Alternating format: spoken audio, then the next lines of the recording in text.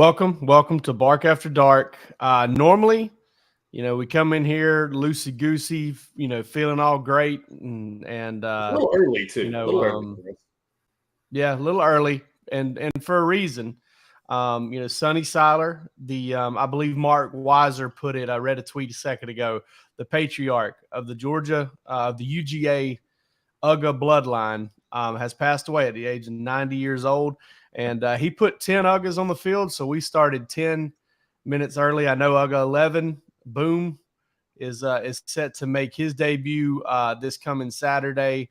But we started 10 minutes early to pay homage to the 10 UGAs that he put on the field for Georgia. And the last one was the best one, the winningest of all time. And I never met the man, but also never heard a bad word about him.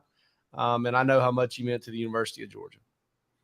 Yeah, I kind of said something similar about, it's really hard to think about Georgia's brand on the national stage without Sonny Seiler, man. I mean, it really is like face of the program to some degree. Coaches come and gone. Sonny Seiler's Dawgs have always been there, man. So right. He's been a huge part of the whole thing. Like you said, I never met him. I saw Sonny Seiler a lot. I was down on the sidelines. He had sickest parking spot in the stadium down below. He parked right in the GSP park that I got to walk the coaches out on the field. Honestly, and this is going to sound crazy. I was thinking about this before the show got started. He's one of those guys that I had no reason to feel intimidated to approach, but I did, man. There was like an air around Sonny Seiler, man. I've asked Kirby Smart questions. I've talked to Todd Gurley. I've shouted out, even Chuck Dowdle, my sportscasting hero when I was a kid. Sonny Seiler, though, one of those guys, man, that just had an air about him, and sad loss. I was thinking about it too, in terms of importance and where the guy, kind of ranks. A lot of guys have come through the Georgia program, been very successful, big names, first round draft picks. We got a first round draft pick on with us tonight, actually. We do. Not too many guys associated with the Georgia program have ever been portrayed in a film. Yeah. And Sonny Seiler, Midnight in the Garden of Good and Evil, was portrayed in the film. So. And I think he actually was in the film, too, at some point, wasn't he? I don't know. Never really. I think I saw the film when I was younger, but I don't really recall it too well.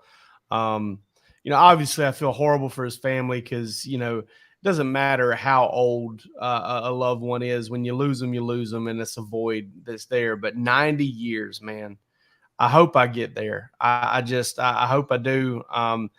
And the only Sonny Seiler story I have is 2011. I got on the Georgia sideline for the first time in my sports writing career, my career period. Well, actually, I did get to go down. I believe it was in 2001 or 2000. I'm sorry, I got to go down in 2000 for the Tennessee game as a guest of a recruit.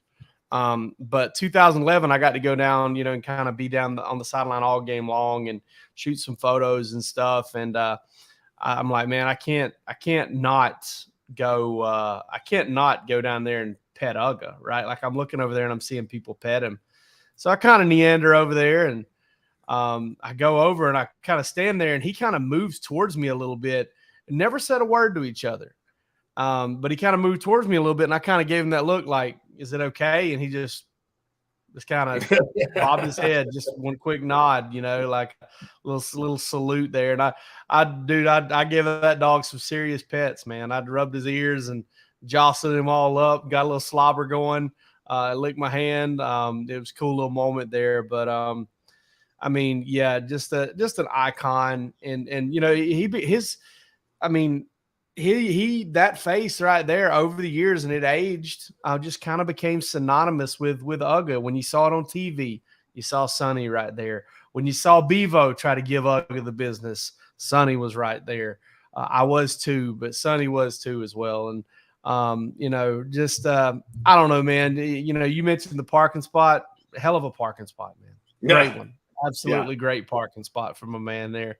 Take your rest, man. It's interesting and somewhat sad, to be honest with you, to think about, like, Georgia comes back, wins that national championship, first of Kirby's national championships, and you lose Vince Dooley, right? And then this year it comes around, and before the game week, getting ready to come up here, and you lose Sonny Seiler, and that's tough, man. That's some of the old guard going down right there. That's those are some of the titans of this program, and I obviously football in this moment means very little. When you lose a loved one, people have lost a grandfather, a father, a friend. But you like to think that probably to some degree for both of those guys, it was pretty cool to see how things had changed and where things were headed and how it had all played out with their their devotion and their contributions to this program. I mean, I would be curious to know how many games Sonny Seiler attended. I was thinking about that earlier, dude. I mean, his number has to rival maybe anybody's, I would think.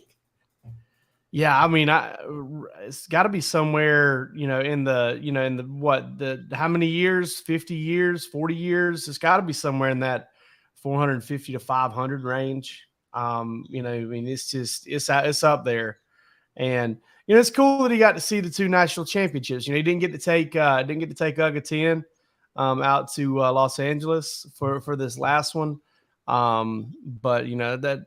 He saw a lot of SEC championships. He saw some national championships, at least 3 of them. A little long time in there between. Again, just how much his family's kind of meant to the University of Georgia. And, when you look back, I'm thinking about Charlie Trippey as well. Charlie Trippey left us not too long ago. Yeah. Vince Dooley.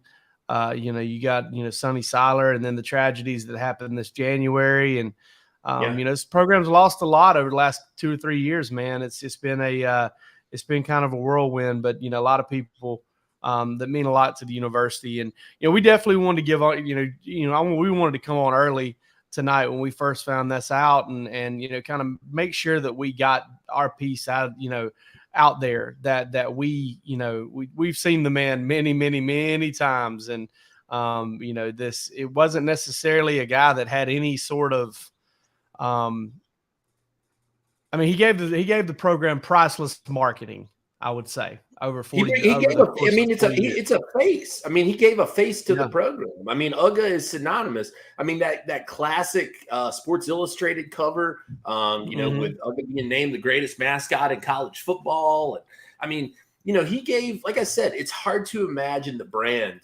without Sonny Seiler and his contributions to it, man. And let me tell you something. Savannah, Georgia is not close to Athens, Georgia. Okay. No.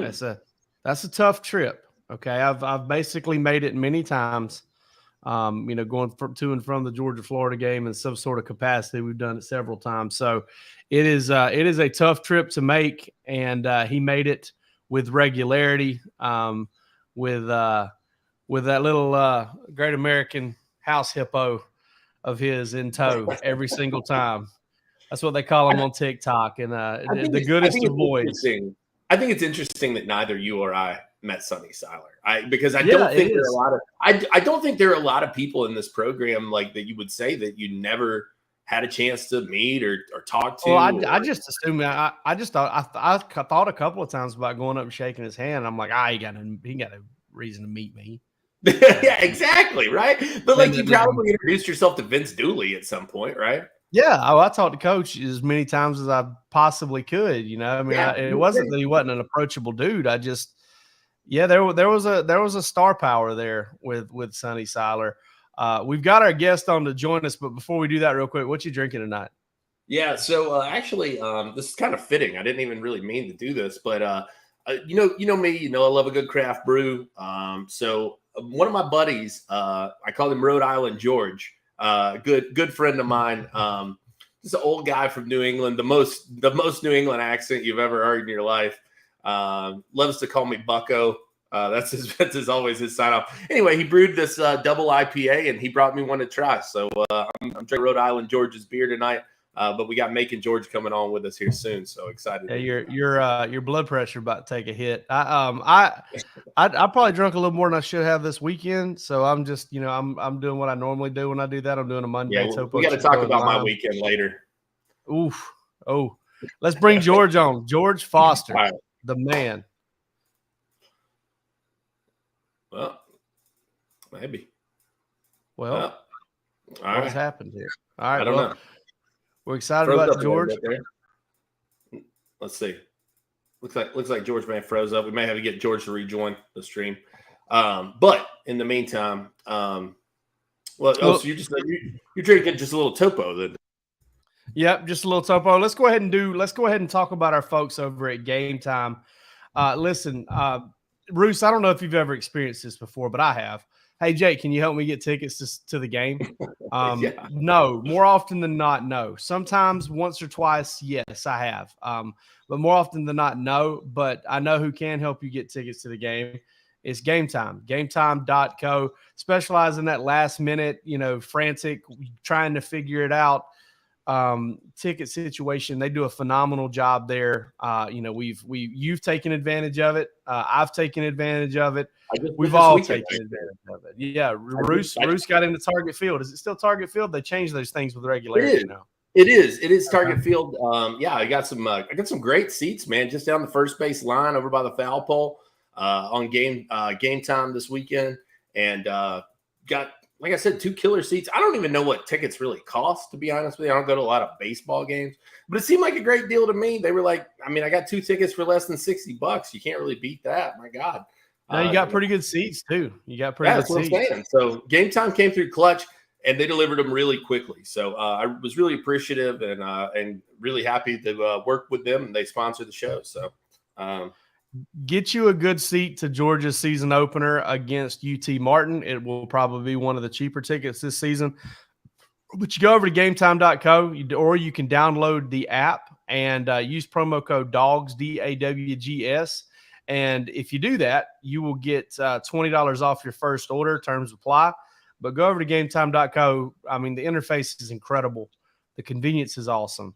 They do a phenomenal job. We're still trying to get George on here. Technical difficulties, gremlins over the internet. I'm going to go ahead and tell you about it. No, I was going to say, if you're looking at that Game Time picture, spend the extra $40, get out of the 600 section and get into the corner of the end zone, man. Do not go to that 600 section. I get nervous thinking about it, dude. Yeah, you were in an enclosed press box there at Lucas Oil Stadium, and you were trembling. So, I was having speaking of trembling, sounds like we got some weather trying to roll up into the Athens area right now. You're about to lose power, is what you mean. Oh man, what a disaster this show would be with everything we've got going on. Hey, give me a quick synopsis of your weekend. I'm intrigued. Yeah, so I went up to Minnesota for the first time this weekend. Girlfriend's got a friend getting married, asked me if I wanted to go. I said, sure, why not? I've never been to Minnesota before, and just had a blast, man. What a cool-ass state. Stayed in Minneapolis, had a great time. Super clean city. Everyone was so friendly. And now one of my great buddies is from Minnesota, and he told me that that's a term it's called Minnesota nice. He said they're real nice to your face, and then they talk shit when you turn around. But he said it's a real thing everybody knows about. But so Friday we went and experienced one of the wilder things that I think I've ever taken part in terms of like a public event, and it was the Minnesota State Fair, and it was like there were like 100,000 people there that day. It was like a Georgia game or a Tennessee game. I guess more aptly 100,000, but it was so damn hot, man. It was unbelievable. But the food was phenomenal. The beer was incredible. Got to hear some polka music, which was great. They had like contests for apples. They had like blue ribbon apples. I didn't even know you could judge an apple. I don't know how you become a judge for an apple, but I thought that was wild. And then we went and caught the Twins game, which was also cool. It was sick. It was like 12-2, I think, was the final. There was almost a fight. They got to almost went to fisticuffs. So hitting bombs, and we got to see a position player come in and pitch. That's always fun. had some cheese curds, and then Saturday we went to this casino that was kind of in the middle of nowhere, man. And it was, not like a Caesars or a Harrah's casino. It was just its own brand of casino, which I haven't done one of those in a while. But it was cool. It was a neat experience, and reminded me of a lot of casinos you've probably been to on the Strip, not the Bellagios of the world, if you will. But attended the wedding, beautiful ceremony, had it on a golf course. Weather was perfect, some great food, great dancing. And those cats in Minnesota, they know how to put them down, man. That's what I will say about my Saturday night. They put a hurting on you, boy. But all was well. I returned in one piece and would go back, though. Would definitely go back. Very pretty country. I was shocked by that, to be honest with you. I didn't know what to expect from a landscape-wise thing. A lot of farmland, though, and just really beautiful. So Minnesota, high marks for me. We know our guest, George Foster, has been to Minnesota. We know he's probably played some ball in Minnesota because he was in the NFC North for a little bit with the Detroit Lions. Can George hear us? George, you got us, man?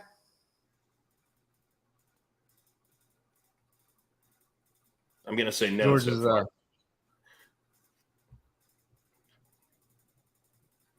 All right, we'll let him continue to play with this. Palmer, continue texting George and see what we can get figured out for him.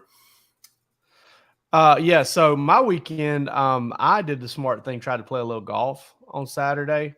Somebody put on our board earlier in the week that it was disrespectfully hot, and it was hotter on Saturday than it was on that day. Because Saturday was about the most ridiculous heat I've ever experienced. I played crappy golf. I dipped into some ranch waters and some other beverages. I even drunk some cold beer, which I don't normally do just because I was trying to keep it cold. I drank about 9 bottles of water. And it wasn't a steady, it wasn't like a steady march to the woods to relieve myself either. It was just all coming out of the pores, dude. It was just flowing straight out of me. My hat was just completely soaking wet. It was crazy. So it was a fun weekend for sure. Got a chance to go catch some brunch on Saturday with the family. There's a restaurant in Athens that I've got to check out. You should look up the menu when you get a chance. It's called Paloma Park. In the comments, if anybody's been to Paloma Park in Athens, let me know. That's just Max Canada, dude. Right. Yeah. I knew it was over there, right there, like either that or right there in the area. No, it is. That's where Max Canada was. Yeah, and so I really want to try it out. I'm kind of obsessed with the menu. It looks pretty ridiculous. It's solid. I've been before. Okay. They've got a good drink menu too. All right. Yeah. Oh yeah. I saw the drink menu. It's a tequila bar, and it's more like appetizer type meals than it is like a big girthy meal, but good food. Girthy, and maybe nothing like a girthy meal. Yeah, they've got live music pretty frequly. Girth may be the most healthy word we've ever had on this show, and Bill Shanks was on here one time. So, it's a pie bar. Man, that you can get pie at a bar. All right, let's see here. Let's check in with George. It looks like he can hear us now. I can hear you. Can you hear me though? I got you, dude. Yes. Okay, we got something going. StreamYard always messes with me, and I don't know why. We do 100 Sanford on Zoom. It's pretty easy, and every time I get on StreamYard, it messes with me. But I'm here. The guy's here. Well, we're sorry about that. It's pretty tough. Listen, George, I'm about to pay you a big time compliment, man. You played ball at Georgia during my formidable fan years growing up as a like a late teenager. You were a couple 2 or 3 years ahead of me, but I loved Georgia football then. You were drafted by my favorite NFL football team, and I'm still a bigger fan of you on Twitter than I was of you as a player, and I was a big fan of you as a player. You dominate Twitter every single day. Listen, that's not a that's not a slight to me. I don't take offense to it because like that happens. I'm looking at the screen. I bet George has had his share of girthy meals.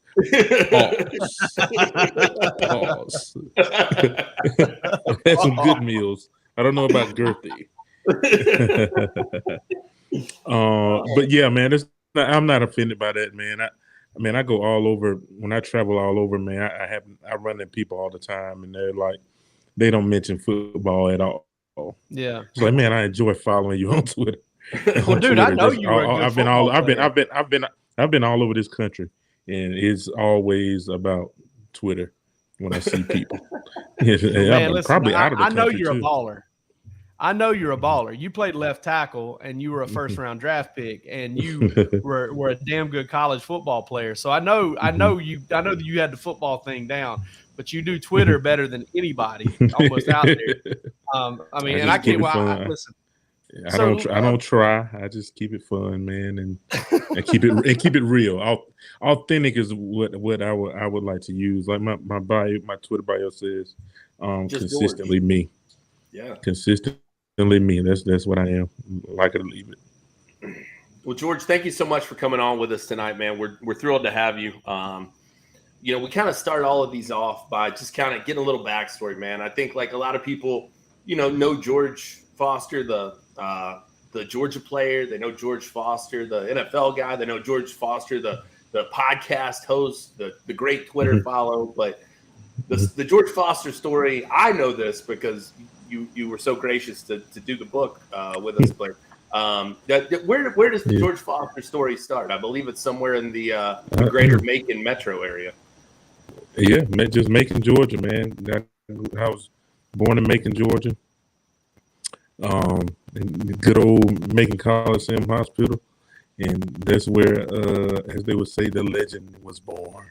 I have to catch up and be a legend one day, but the legend was born in Macon, Georgia. I grew up pretty regular, man. Very family oriented. A lot of cousins, big family.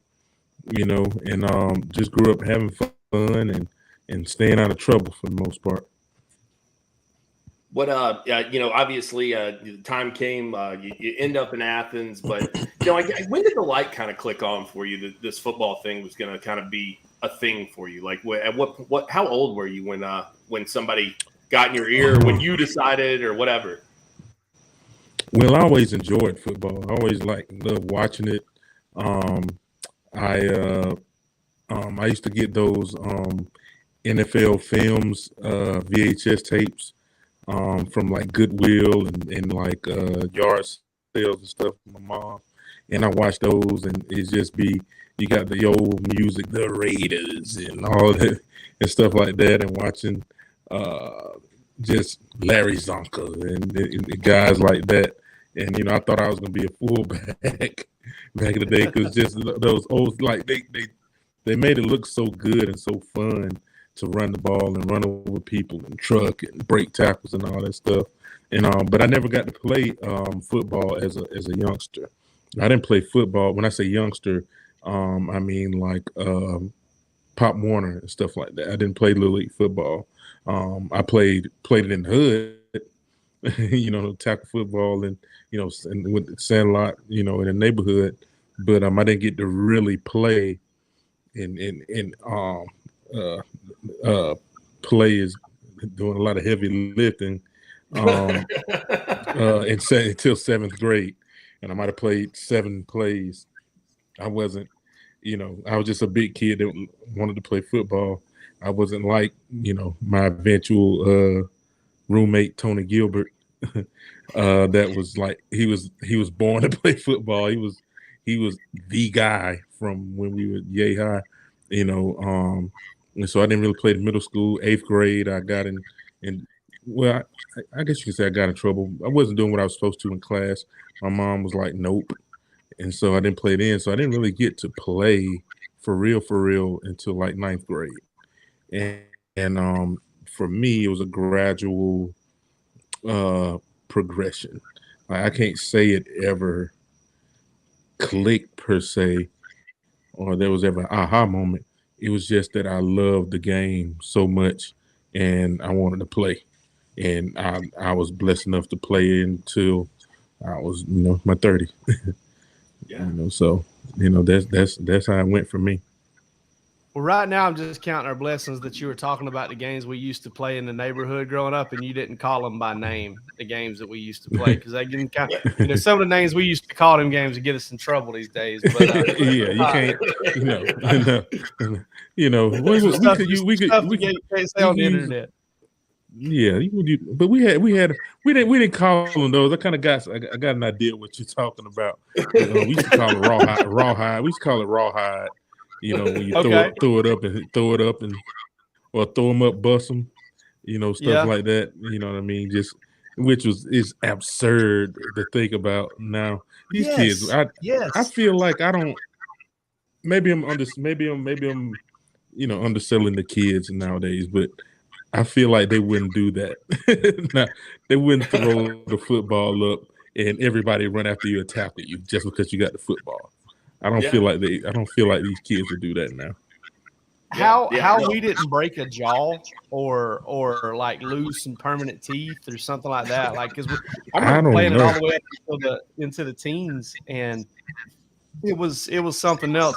So I'm going to deviate from football here a little bit, because you, me, and Jake Roos, we all share a big time common interest based on your Twitter, and that is the HBO television program Righteous Gemstones. We are huge fans. We know you're big fans. I wanted to show you this because we got a guy who listens to the show who works on those sets, and he sent us this. Sent this to me. The Redeemer. Yeah. Oh man, I can't wear it because it's a large, right? I definitely can't wear it. I probably can wear a large. You probably haven't been able to wear a large since second grade. Well, I ain't been able to wear one since probably, 7th grade. So I'm not too far behind you in terms of that. But, dude, just listen, how awesome is that show? How much fun do you have watching it? And who's your favorite character? Oh, man, my favorite character.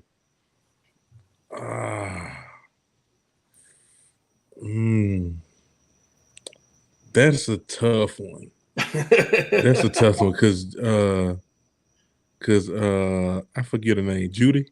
Is Judy? Yeah. Judy just so out of pocket. Judy is cold. Judy is something else. Now she's funny, and I always forget McBride's character's name. What's his name? Yes. Jesse Gemstone. Yeah. They're really good at what they do. You know what I mean? Everybody's awesome. I always loved I think John Goodman is a very underrated actor. Since back in the Roseanne days, he's very underrated. Saw him in Treme, and a lot of other things. He's a really good actor. But the guys the people that cut up the most, I like old Judy Gemstone and old Jesse. They get it. And they did a real good job with the kids too that played them. Yes. I don't 100%. Like those actors, that actor and the actress that played Judy and young Judy and young Jesse, they had them down packed. They were hilarious. I'm a little surprised though that I think the standard answer is always Baby Billy. Like almost everybody says Baby Billy. And so now I'm a huge Judy fan too, man. She is ridiculous. Yeah, for sure. I mean, when you ask a lot of people, I don't think a lot of people watch it in the way that we watch it. That's why I think that you're a little more in tune. Jesse's obviously kind of the face of the program, but Baby Billy's kind of, he steals a lot of scenes. He's in. Baby Billy is hilarious. Baby Billy, I keep forgetting his name too. Too many hits to the head. His real name. He's Walter Goggins. Yeah, he is hilarious. And so Baby Billy kind of reminds me of, he has that twang. So it kind of reminds me of the character on, kind of like vice principals. It's just kind of like there's a lot of carryover. It seems like, and so but like I said before, all the characters are amazing. You know what I mean? So, but I like Goggins and what he does. He was just in something I just watched.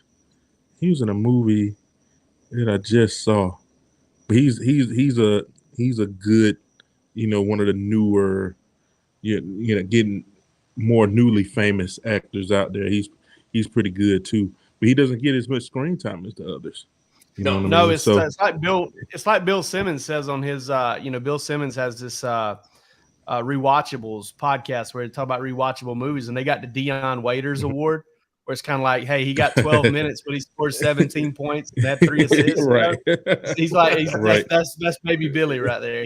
That is baby Billy. That is baby Billy, and you gotta really listen, and you catch some things. You know what I mean? That kind of get glossed over in the scene, and he's pretty hilarious. My wife caught me here a little while back. She goes, "What are you saying?" Because I was talking to her, and every time I'd say something at the end, I'd put "nah" on the end of it. I was like, "Hey, we gotta get in the car now. Come on now, we gotta, And I kept throwing it in there like baby. Where's Billy. she from? Like, what are you doing to me? Why are you saying this? Where's she from? Because it's kind of standard down south. I don't know with everything, no, but I was putting it on I was tagging everything with it. But yeah, I mean, I'm from deep South Georgia. She went to McEachern, so she's in Atlanta, and she's a Metro Atlanta gal. So they're not quite as country as we get down there. Not quite that much, yeah. But once you get below McDonough, it gets kind of it starts getting real country. I'll tell you what, when you get above Canton, it starts up here too as well. So you can't. It works. It works both ways. True. That is true. That is true. It's starting to get to the fringes. It's a little different kind of country.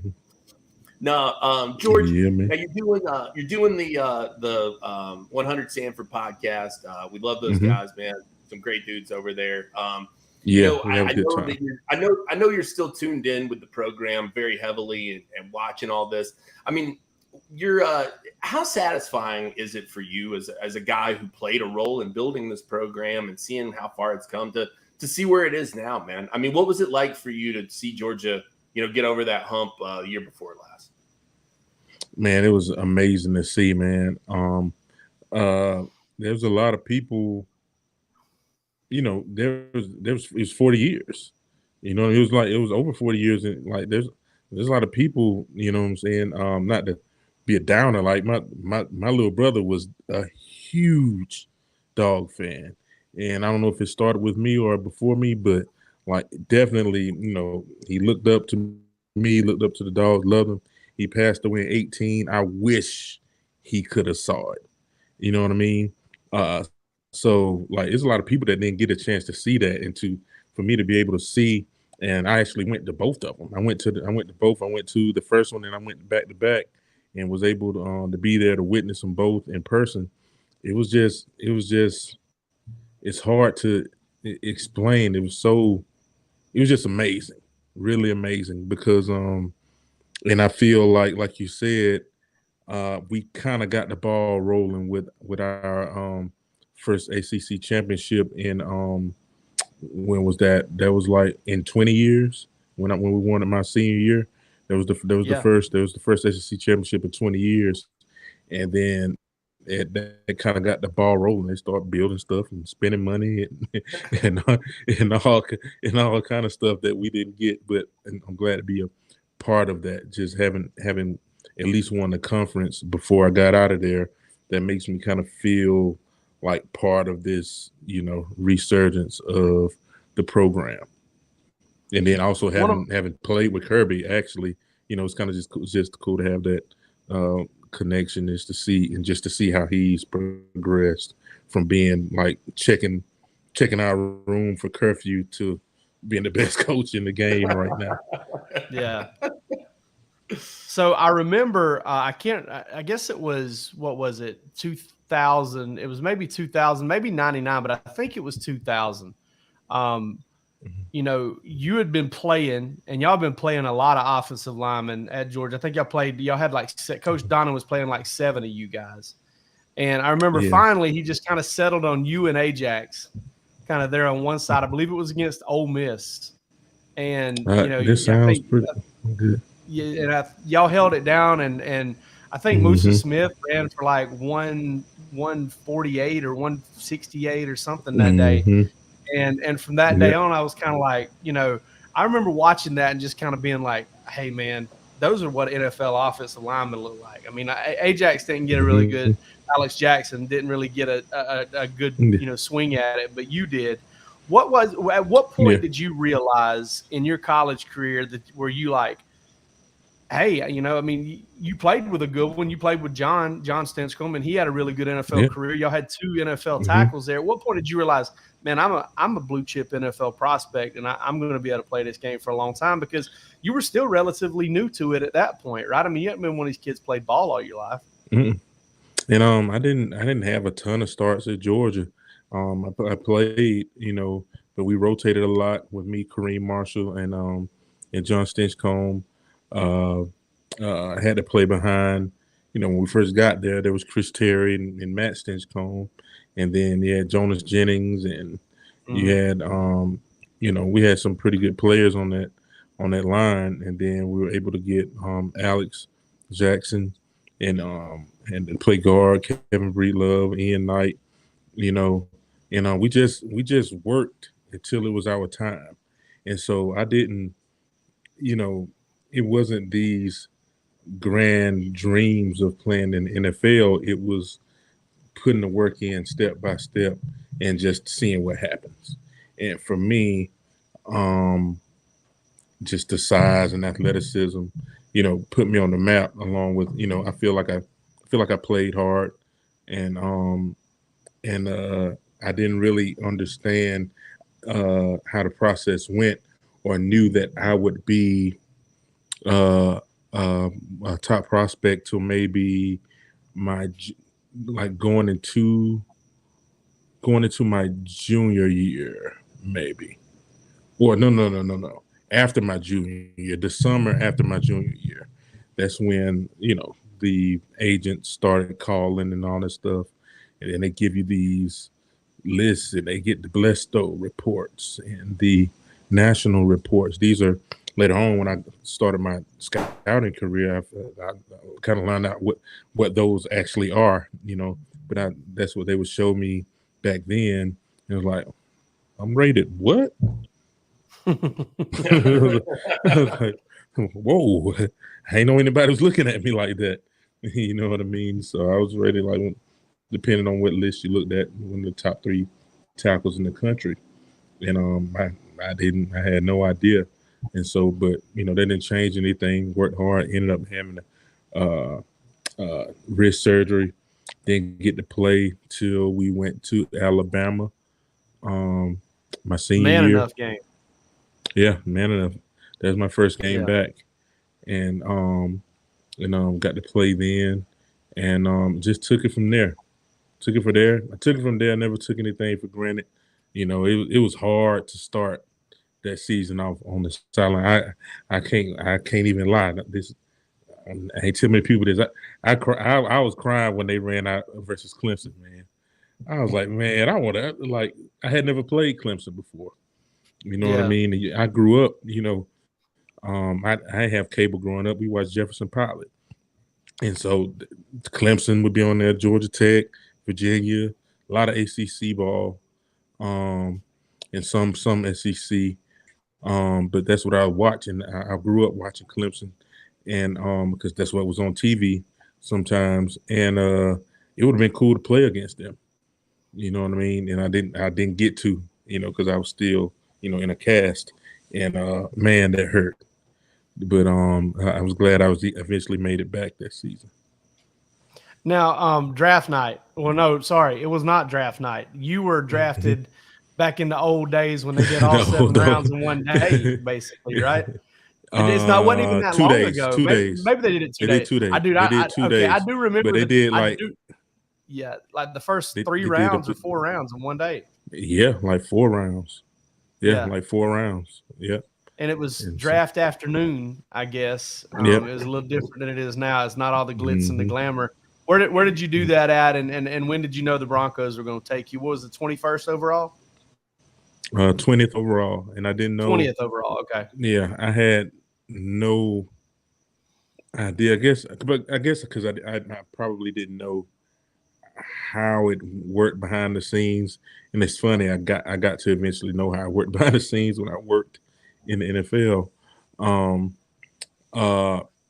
Like I took all my visits. I visited the Rams. I visited the 49ers. I visited the Ravens. But on the way back from the 49ers, I got a call from my agent. It was like, Denver wants you to stop by on your way back. And so that's what I did, and talked to them. Didn't get any inkling that they were being serious about me or whatever. And so that day comes, draft day comes. I think I've written about it before in like a blog post, and I posted it online. What that draft day was like. I stayed. A lot of the guys stayed in Athens the night before, hung out, kicked it. Did that, woke up early, draft day morning, got dressed, and funny enough, I put on a Denver Marcus Camby throwback jersey. Wow. And some jorts, because jorts were cool back then. They're back. I got some jorts now, but for a while they weren't cool, and I didn't get the memo, but we're back. But yeah, I had on a Denver Nuggets Marcus Camby jersey, and I hit that back road to Macon, and had family and friends. We cooked out at my mom's house and just hung out and had a good family time. And I was blessed enough to not have to wait too long, to get my name called, and then we could kick it off and finish the shindig. And so that was pretty cool. Like I said, I didn't have any idea. I think Mike Shanahan called my agent. I talked to them, and that was that. I'm curious. You mentioned earlier in the show that Tony Gilbert was a guy you roomed with, and how natural of a football player he was. You played the game for a long time, man. Who was the most talented dude you ever saw? Maybe not like from a statistical standpoint, maybe not from the accolades and the MVPs, but just like, who's the greatest football player George Foster has ever watched? The greatest football player I've ever watched. That is tough. he talking to a guy that went to Georgia and played in the SEC. Yeah. And then in the NFL. That's what I'm saying. That's a lot. I have to name a few, man. Tony was definitely one of them. Gang of tackles. Not too many people did better than he did at Georgia. Had a good chance to play in the NFL. Who else was really good? Michael Strahan. Been playing against him. He was very tough. My high school quarterback was like 5'6", 140 pounds. He started at linebacker and quarterback for us. Probably led us in tackles, as well as, of course, passing, and probably was, a gang of rushing yards. He was probably one of the toughest, best football players I've ever been around. His name Joe Stubbs, coached for a long time. He's probably still, I think he went to Iowa Wesleyan and ended up coaching up there for a long time. And I think he's coaching in Dublin now. But man, it's just there's a lot, man. I played with, Trevor Price, Clinton Portis. I played with DJ Williams, Al Wilson. Champ Bailey, Calvin Johnson. Yeah, Champ Bailey. I played with Calvin Johnson. Like Calvin Johnson, we drafted Calvin Johnson, and we were like, who is that defensive end lined up out there, receiver? What is going on right here? Oh, he was huge. And I don't know, somebody. I don't remember doing it, but somebody, I believe Tatum Bell told me one day that I called him Megatron, but I don't recall it. I'll never take credit for that. But he like said it on Twitter one day, and I was like, do I remember that? I didn't. It wouldn't shock me. I'm going to tell you right now, it wouldn't shock me. Yeah. I play with some really good guys, and especially at Georgia, man. I've counted it up one day. I think I may have played with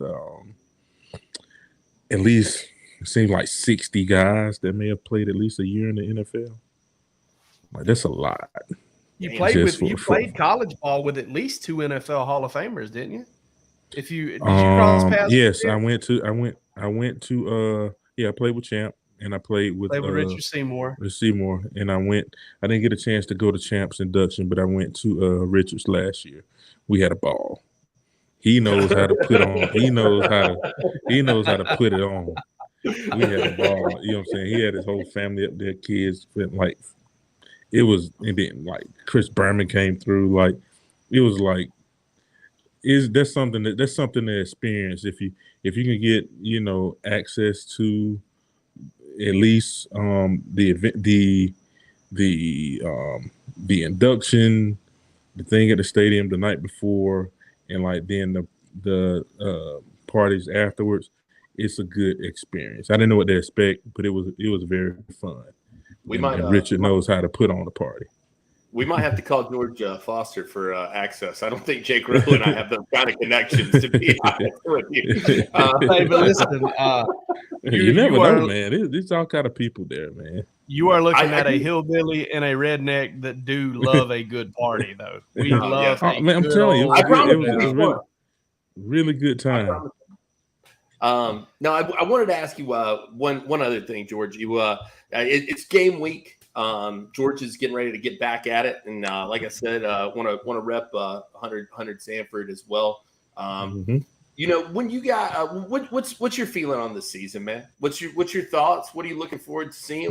How do you think it's going to go? I mean, are you three-peat or die kind of guy here? I mean, where's your head at with it? Winning football is hard. Winning the football game, winning the single game is hard. I know it sounds kind of weird to say, even the best. There's been, put it in perspective, in pro football, there's been one undefeated team. Period. The NFL is 100 and it's 100-something years old. Yeah. One undefeated team. Yeah. In 100 years. That's how hard football is. You know what I mean? So I'm not saying three-peat or bust. Do I think they have what it takes? And should they three-peat? You know, and I'm not saying no miracles have to happen, none of that. Based on the roster, experience, coaching, should they repeat? Should they three-peat? Absolutely. That's not how football always works, though. Yeah. You need luck. You need some luck. You need some luck involved. You need a few bounces to go your way. You need, health, which, we've had a few significant injuries lately. You know what I mean? We got some guys that are still out. They're probably going to be out that we probably don't have to use for UT Martin. But I hope that's because it's UT Martin and that we'll get them back, sooner than later.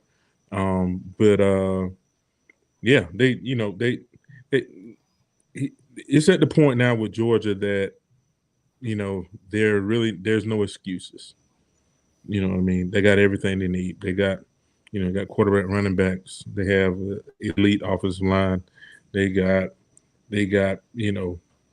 a lot of people back from a defense that was, that's picked up where the previous one left off, and the previous one left off had a gang of first rounders, a team that had 16 people drafted, the most ever in the history of the game.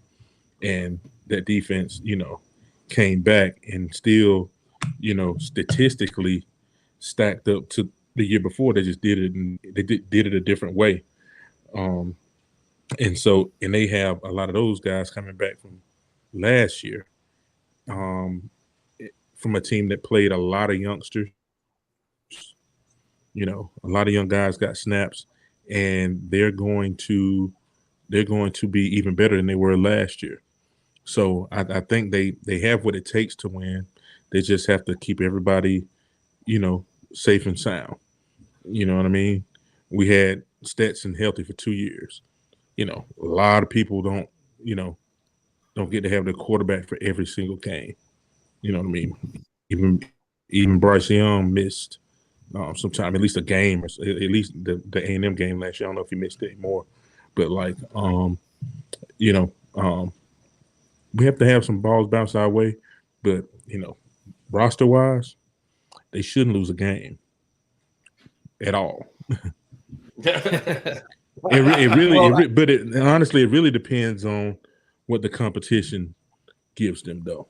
We gotta see like who's bad, like who's rough and tough. Is it, is Florida gonna stand up to them? Is Auburn gonna stand up to them? Is Bama is in the next level of the playoffs? Is Michigan gonna turn it on if they make it that far? Can Ohio State come back and get it back in the thick of things with a new quarterback? So it remains to be seen. A lot of football. That's why you have to play the game. But they got what it takes. Well, normally we ask people the same question. I'm gonna skip my question because I got a special one for you. I grew up a Broncos fan. It's a weird story. I had a redneck satellite dish, and the affiliates we picked up, Fox, CBS, all that stuff, we picked up Denver. So I started liking them back when Terrell was first started, Terrell Davis. Even before that, whenever Elway and the drive and all that stuff. But when you were drafted by the Broncos, you got 1 year under the late Alex Gibbs, who has some history at Georgia. Coached at Georgia 1982, 1983. Big time reputation that man has. Is he as crazy as everybody says he is? Do you have any good Alex Gibbs stories? Alex was crazy. Alex was definitely crazy. You know what I mean? But crazy never scared me. You know what I mean? So it was fine. They used to pick at me and said Alex really liked me. You know what I'm saying? But I felt like he cussed me out just as much as he cussed anybody else out.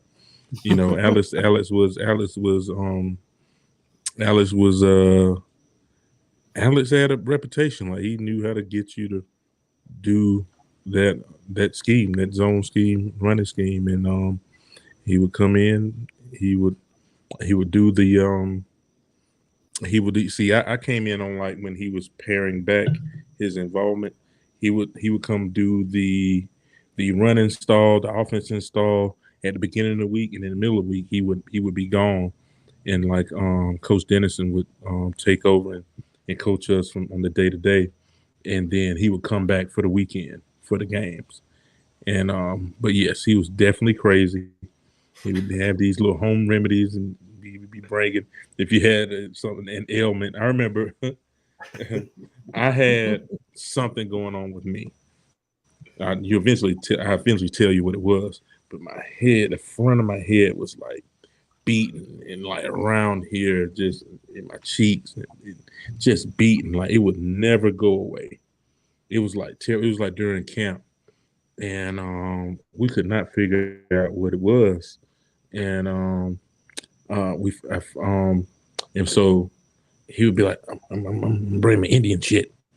You know what I'm saying? He comes in, he has this bag with leaves and like leaves and ointments and like bark and all kind of stuff. And he sat me in my locker, and then he put his hand in his little bag, and he's wiping it on my face, and trying to get me back out there ready. It didn't work.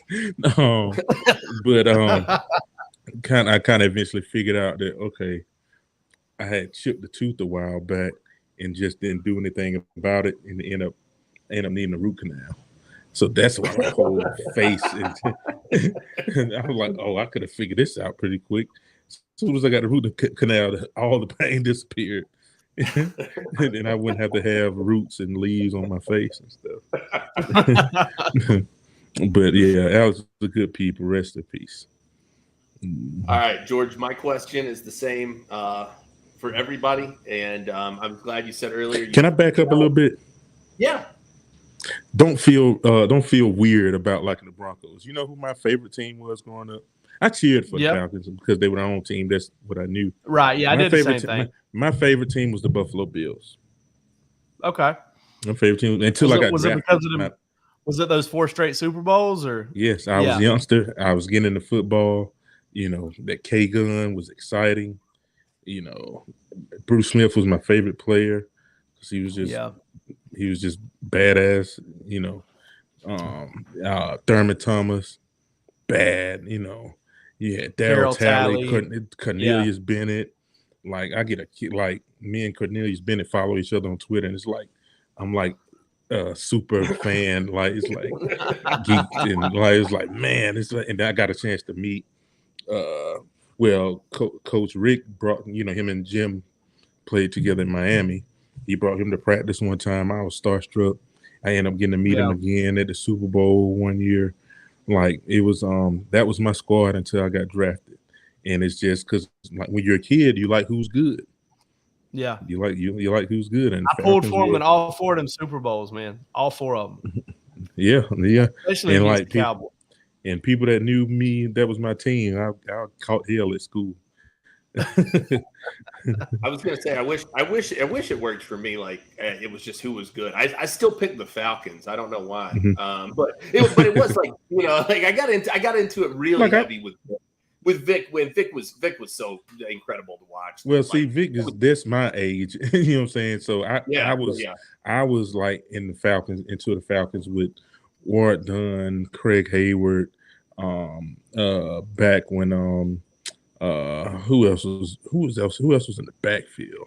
Of course, you had Deion, Tim McKyer, Mike Ken at tackle, Jesse Tuggle, Dukes, Jamie Dukes, Jamal. You had Jamal, like I was a fan of them, but like man, those Buffalo Bills teams were just awesome. No. All right. So my question for you, George Foster, you've said you traveled all over the country. You played football in many different places as well. You're a well-traveled guy. So I'll ask you the question that I ask everybody. What is the worst hotel room that George Foster has ever stayed in his life? For one, I'm not a hotel snob. So there have been a lot of seedy places, but because just give me somewhere to lay down. I ain't gonna be in there long anyway. I'm gonna be kicking it, so I'm not in the hotel. But let's make this NFL edition. Okay. Whatever the hotel you stay in, because teams typically stay in the same hotel. Every team. When they go to these away cities, it's got to be somewhere like Green Bay. You're staying in Appleton, old hotel, old beds. I mix it up kind of with maybe Buffalo, with these beds that they're like first generation trying to be Sleep Number, like you couldn't blow it up. It's like hard and like terrible. But yeah, Appleton is not the spot. Typically, you land in a city, you get out for a little while, go around, get some nice food, and go to a nice restaurant, all that stuff. Appleton ain't it. No disrespect, Packers fans. We're the real G anyway, but yeah, it's probably somewhere in Appleton, outside of these country towns that I've stayed in, where you got the real key. You got the motel on the outside. I'm from the era of the real key.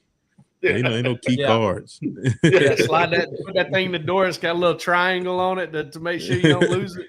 Yes, they got the little diamond keychain hooked up to it. Yeah, you never lose those keys. Little thing you break in half and cut somebody's throat with it, probably. They're made out of some stiff plastic. George, man, thank you so much for coming on. Roos and I have been talking about trying to get you on for a long time just because I know. I'm glad we got it done. Yeah, for sure, man. And if we can ever return to favor, tell us a little bit about your podcast before you head out. Well, I got asked to join Lamar Lovelace, Trigger Trey, Graham Coffee, to come on and do the show. I did the show as a guest before, I think the year before last year. So that would be 2021 or 2020. 2021 did the show. And then they asked me to come on as a host, and I just decided, sure, you know what I mean, something to do, something to get my, get my chops down. I've been asked over the years, over the last decade or so, when podcasts really started popping, you should do a podcast. You should do a podcast. You should do a podcast. Like my DMs, my phone calls, my texts. You ever thought about a podcast? Like still, even today, I've gotten a call within the last 2 days. Like you should do X, Y, Z. Have you ever thought about a podcast? I'm like, yeah, I do one now. But I think I got something that people should definitely hold me accountable and push me to do these things that I have in my head. But I have something that I want to do outside of 100 Sanford that has to do with offensive lineman. Okay. I love the position. It's my, that's my heart. O-line play. Don't nothing get done without O-line play. If you got a bad offensive line, you got a bad team. It's tried and true. It doesn't get no better than offensive line play. And it's a sweet science. I love offensive line play and offensive linemen. I think they're some of the best, coolest people on your team and in the world. Great men, have played on that side of the ball in that position. And so I want to highlight those guys. And so when I put it in motion, I'll come back and talk about it. You know what I mean? But I need to do that. I've written the outline for it a few years ago and didn't do anything with it. So if you're out there, if you're listening to this, bully me. Dude, I would love to encourage you to do that. Yeah, I think it'd be a lot of fun. It's a lot of guys. It's a lot of guys y'all need to hear from. That played this game at a very high level, and that I love to talk to. No, I love offensive linemen, man. They are a unique breed, dude. They are fun to interview. They're fun to talk to. They're cool guys. So they're unique in and of themselves, but then they also play for crazy ass dudes over the years that also help shape them. I've never met an offensive line coach that wasn't at least 3 shades of weird, man. I can't. I'm trying to remember the most sane offensive line coach I had. And did you play for Greg Athens? Yes, I played for Coach Ad. Coach Ad was a tight end coach when I got there, and then when we had Pat Watson ended up passing during the season, and Coach Ad took over the room. So I had Ad.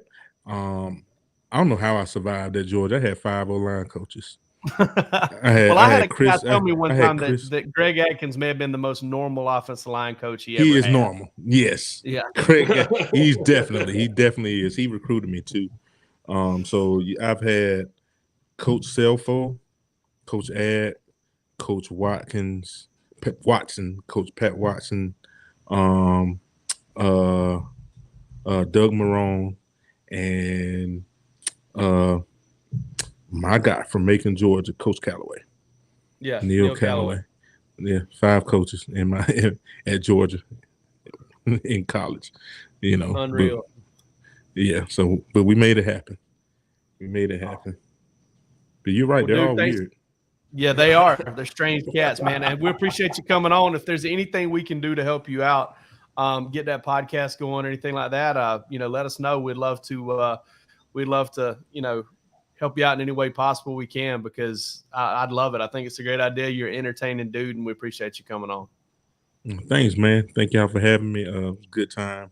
And anytime, man, holler at me. When I got the time, I don't mind talking. Rock and roll. All right, buddy. Take care, man.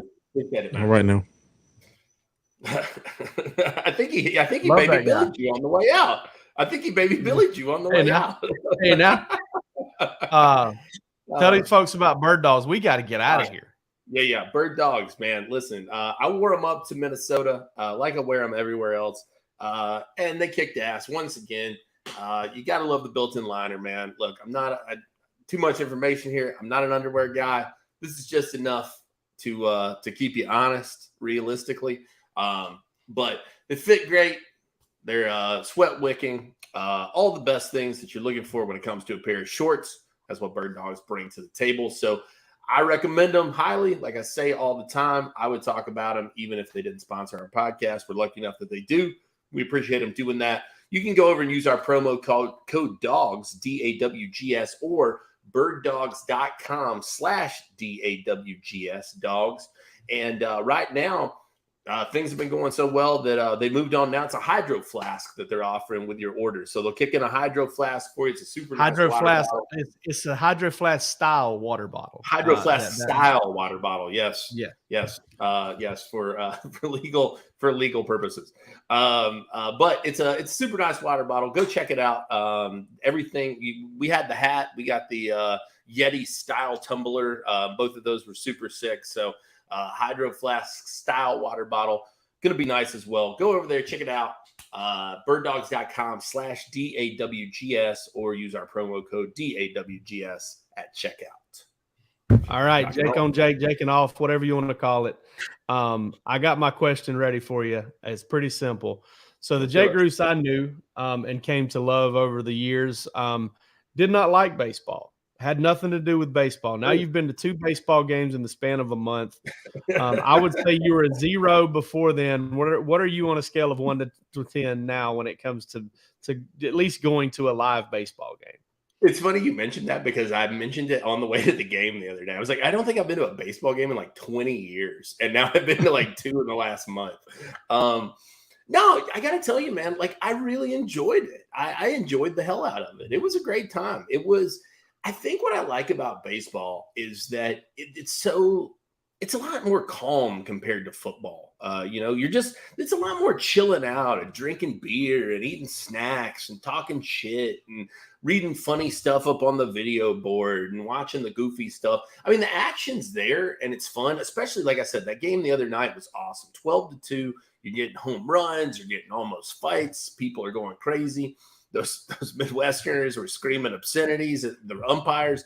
So it was a great time, man. So I would say my interest is peaked. I would definitely go back again. I would say 0 to 10. I don't know. Give me I would say 7 to 8 if you offered me some tickets for tomorrow. I'd probably go. Yeah.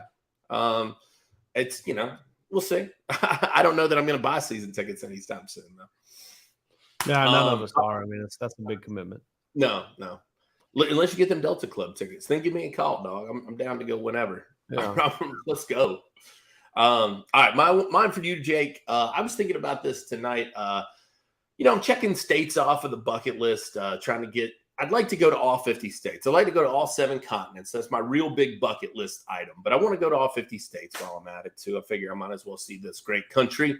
And I'm just curious, like, where's the next one you want to hit? What's a state you hadn't been to that you're trying to get to, and why? Well, as the people down in South Georgia would say, I want to go to Hawaii. I think that'd be a fun place to go.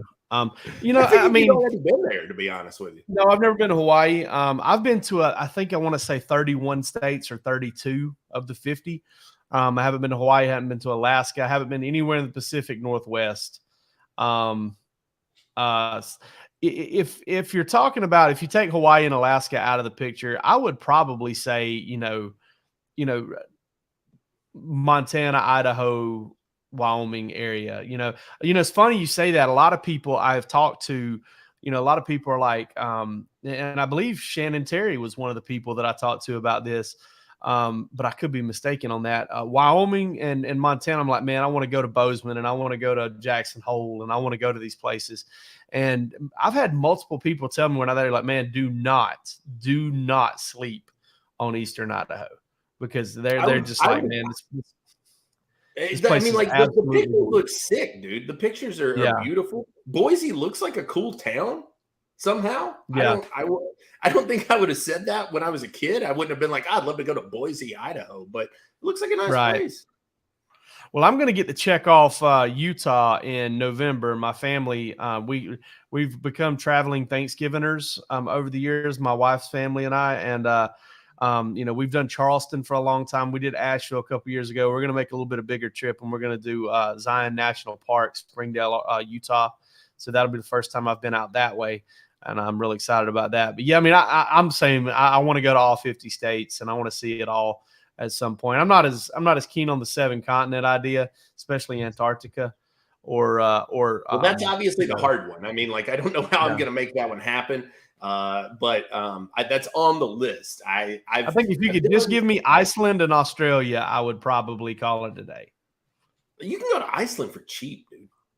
Yeah, I'm just saying. The Icelandic government subsidizes flights to make it cheap. Now, it's expensive when you get to Iceland, but it's cheap to get to Iceland. I definitely want to do that. I still got Australia, South America, and then obviously Antarctica. I'm hoping to somehow roll South America and Antarctica into one trip. I don't know. We'll see. Yeah, just fly down to Chile and swim over to Antarctica. You're good to go. Yeah, just a light paddle across the water, dude. Go straight to get you a little P-row and go down there. All right, guys, this has been the longest ever Bark After Dark. I'm exhausted, and I'm going to go to bed right as soon as this is over with. Thank you to George Foster for coming on. Yes, tremendous 100%. As always. So gracious to be on with us. Hey, it's game week.